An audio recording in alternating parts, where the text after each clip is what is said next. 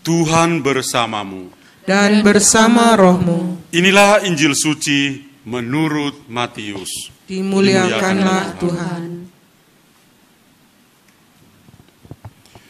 Sekali peristiwa, berkatalah Yesus kepada orang banyak dan kepada murid-muridnya.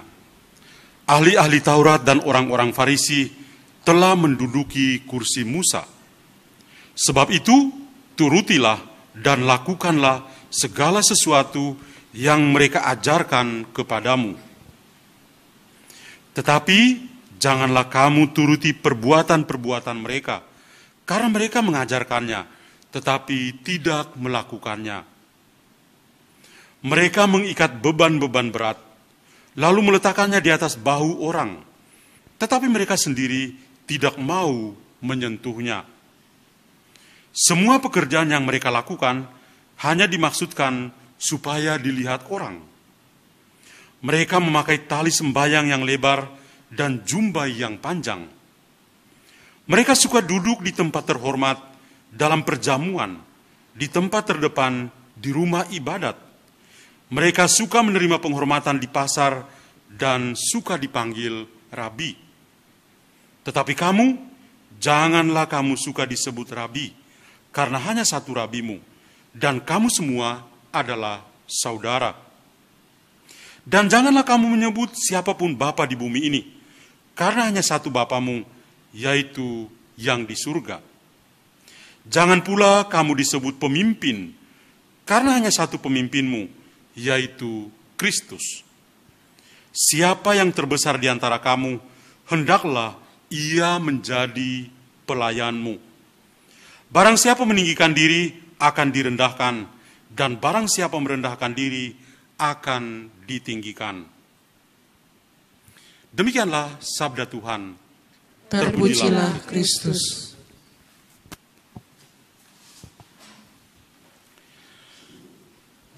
Ibu bapak, saudara-saudari, anak-anak muda, anak-anak remaja yang saya kasih dalam Kristus, selamat berhari Minggu.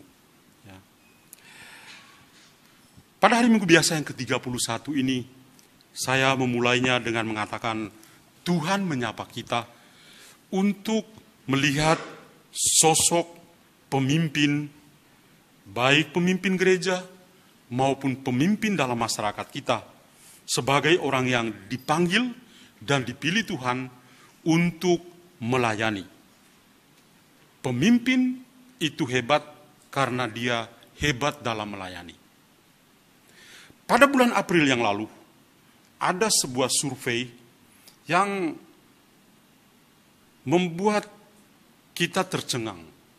Survei untuk orang-orang di negeri plus 62 dalam rangka menyongsong tahun politik 2024. Survei dari Curious Kata Data Insight Center tentang kira-kira sosok pemimpin yang didambakan untuk negeri plus 62 di tahun 2024. Hasil survei menandakan begini. Yang didambakan adalah seorang leader atau pemimpin yang berwibawa dengan persentasi 52,8%. Pemimpin yang didambakan yang punya wibawa. Yang kedua, yang tegas 52,8%. Sama. Kemudian yang ketiga, yang merakyat 50,8%. Berikut, yang punya pengalaman di bidang pemerintahan dan punya kinerja yang baik 47,6. Lalu visioner 23,1. Profesional 13,6. Dan yang terakhir religius 12,6. Data-data yang menjadi gambaran di negeri plus 62. Bagaimana mendambakan pemimpin yang akan dipilih tahun depan. Saya coba untuk membawa kita masuk dalam bacaan-bacaan liturgi hari ini. Kira-kira sosok pemimpin yang digambarkan dalam bacaan-bacaan liturgi kita pada hari ini seperti apa? Dari ketiga bacaan, ternyata yang menonjol atau pemimpin yang diharapkan adalah yang punya kemampuan untuk bisa melayani, yang punya kemampuan untuk bisa mengayomi, yang punya kemampuan untuk bisa mendengar dengan baik, yang punya sifat rela berkorban, yang punya ketahanan atau bisa tahan banting, bukan baperan, yang tidak mencari popularitas, dan juga yang tidak angku dan sombong, dan satu lagi adalah yang tidak tamak, dan lain sebagainya. Nah, mari kita ke bacaan yang pertama. Dalam bacaan pertama dari kitab Maleakhi, kita mendengar bagaimana Tuhan itu menghendaki supaya jemaatnya atau umatnya itu dipimpin oleh orang-orang pilihan, yaitu para imam. Para imam itu dipilih oleh Tuhan untuk bisa melayani umatnya. Tetapi apa yang terjadi? Dalam kitab Maleakhi kita mendengar kritikan yang tajam kepada para imam. Bahwa para imam itu ketika melayani umat Tuhan, mereka ternyata lebih mengutamakan kemanusiaan. Popularitas itu yang diutamakan. Cari hormat itu yang ternyata lebih penting. Dan Tuhan menjadi nomor 2. Karena itu Tuhan melalui Maleakhi, dia menyatakan kekesalan kepada imam yang dipilih untuk melayani umat Tuhan itu. Tuhan mengatakan dia akan mengutuk dengan keras mereka. Bahkan berkat-berkat yang diberikan oleh seorang imam itu bisa menjadi kutukan tersendiri. Para imam itu dipilih oleh Tuhan untuk melayani umat Allah. Ternyata mereka lebih membawa umat kepada diri mereka sendiri, bukan kepada Tuhan. Maleakhi hebat. Membantu kita untuk melihat bahwa sosok seorang pemimpin yang dipilih oleh Tuhan itu untuk membawa umat kepada Tuhan, bukan kepada dirinya atau kepada popularitasnya sebagai seorang pemimpin yang dipilih oleh Tuhan. Kemudian dalam bacaan yang kedua, tadi kita mendengar tulisan Santo Paulus kepada jemaat di Tesalonika. Paulus itu menghadirkan sosok seorang pemimpin yang punya integritas, yang utuh, yang hebat. Apa kriteria atau hal-hal penting yang diungkapkan oleh Paulus dalam bacaan kedua? Sebagai seorang pewarta Injil, ternyata Paulus itu menunjukkan integritasnya dengan kemampuan dia tidak hanya sekedar mewartakan Injil sebagai kata-kata dia, tapi itu adalah sabda Tuhan. Yang kedua adalah kemampuan dia untuk bisa mengasihi, bahkan memberi dirinya secara total. Dia mewartakan Injil dengan mulutnya, tapi juga hidupnya dia berikan. Yang ketiga, kemampuan Paulus untuk membuat jemaat di Tesalonika mengerti bahwa mereka itu tidak hanya menerima Injil, tapi benar-benar dikasihi oleh Paulus. Wah, itu luar biasa. Ternyata karakter seorang pemimpin itu adalah dia yang punya integritas, punya kemampuan untuk mengasihi. Sangat Kristiani. Lalu dalam bacaan Injil, tadi kita mendengar hal yang sama. Tuhan juga bicara tentang sifat seorang pemimpin. Tuhan sedang berbicara kepada orang banyak dan juga kepada para muridnya. Ini menarik perhatian kita. Dia tidak hanya omong pada orang-orang lain, tapi murid-muridnya yang sehari-hari bersama dia juga dia sampaikan. Yang pertama adalah bahwa para pemimpin pada saat itu mereka berbicara bagus, tapi tidak sinkron dengan apa yang mereka lakukan.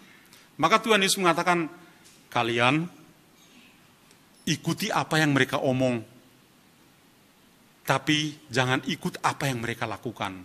Karena nggak sinkron. Apa yang mereka omong tidak sama dengan apa yang mereka lakukan. Yang kedua, para pemimpin itu ternyata punya satu sifat gila. Yaitu gila hormat. Tadi kita lihat cara mereka berpakaian, mereka suka cari hormat di pasar pun, ya, mereka perlu dihormati. Dan Tuhan Yesus mengatakan, yang begitu jangan ikut ya, jangan ikut. Kemudian kepada mereka sendiri, ya, dia katakan kalian harus merasa senasib sama rata. Kenapa? Kalian punya satu Bapa yang sama, satu Rabi yang sama, satu pemimpin yang sama.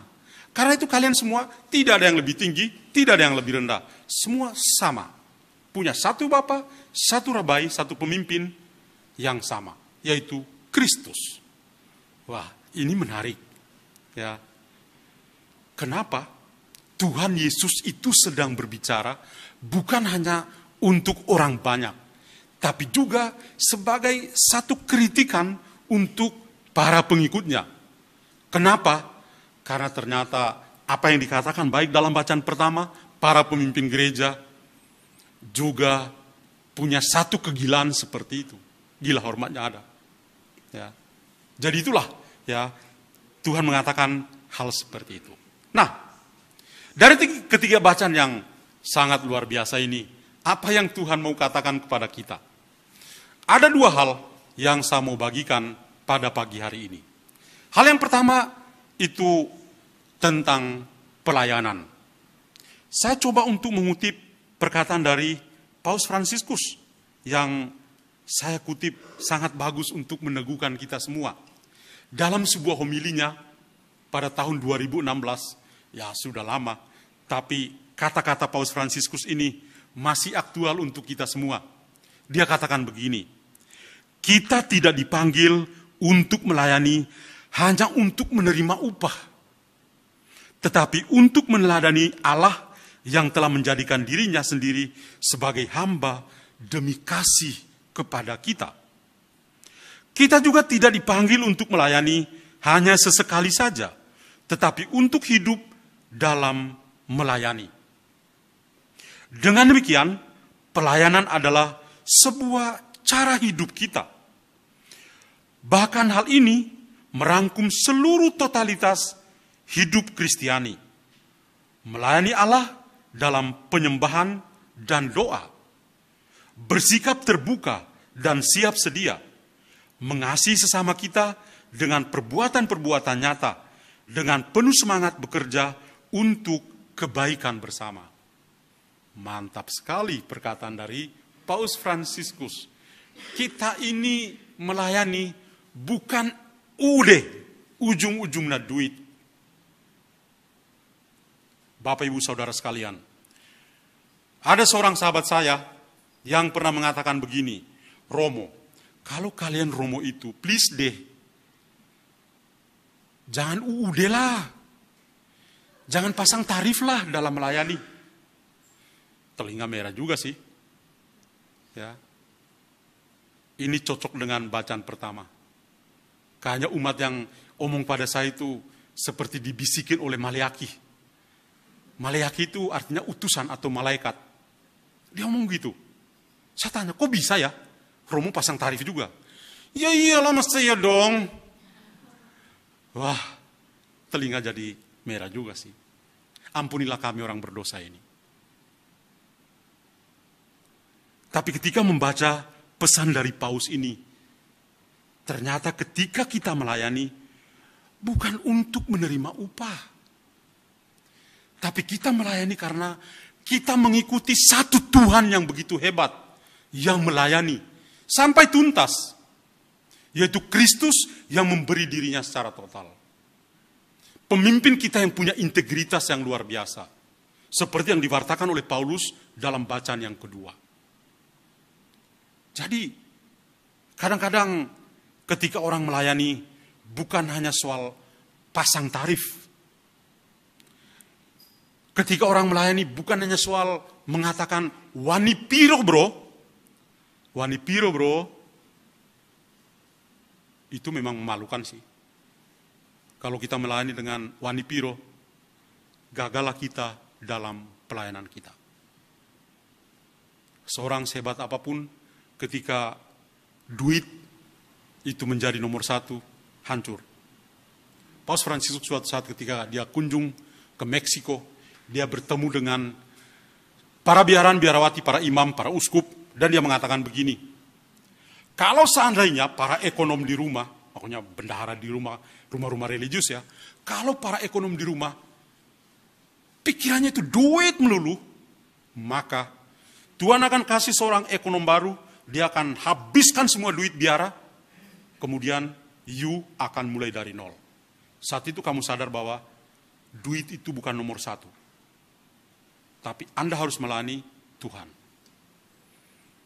Keras juga sih, paus yang satu ini. Tapi itulah keadaan gereja kita. Maka kita melayani bukan karena duit, tapi kita melayani karena ikut Tuhan yang melayani sampai tuntas. Amin? Amin ya. Amin yang kuat dong. Amin. Yang kedua, poin yang terakhir adalah seorang pemimpin itu tidak hanya melayani, tapi dia melayani dengan rendah hati. Dengan rendah hati. Saya teringat pada dua orang kudus yang hebat. Orang pertama adalah Santo Thomas Aquinas. Dia katakan begini, kerendahan hati itu adalah ratu dari segala kebajikan. Induk atau ibu dari segala kebajikan. Wah, luar biasa. Dan yang kedua, Santo Agustinus punya perkataan yang luar biasa. Jika Anda bertanya kepada saya, apa hal yang penting dalam agama dan disiplin Yesus? Saya akan menjawab, kata Santo Agustinus, pertama, kerendahan hati. Kedua, kerendahan hati. Dan ketiga, kerendahan hati. Kerendahan hati menjadi ibu dari segala kebajikan. Seorang ketika melayani, jangan hitung-hitungan dong. Jangan bilang, saya sudah ini, saya sudah ini, saya sudah ini. Bahkan kepada Tuhan juga pakai hitungan. Tuhan, saya sudah begini, saya sudah begini, saya sudah begini. Kok kenapa itu menimpa kepada saya? Itu namanya kita hitung-hitungan dengan Tuhan. Tuhan enggak pernah hitung-hitungan sama kita loh. Tapi hari ini pikiran kita dibuka, kalau seorang pemimpin ternyata melayani dengan rendah hati, akan menjadi hebat. Kenapa? Ketika melihat wajah orang-orang yang dilayani, kita melihat wajah Tuhan sendiri. Amin. Tuhan memberkati kita semua. Amin.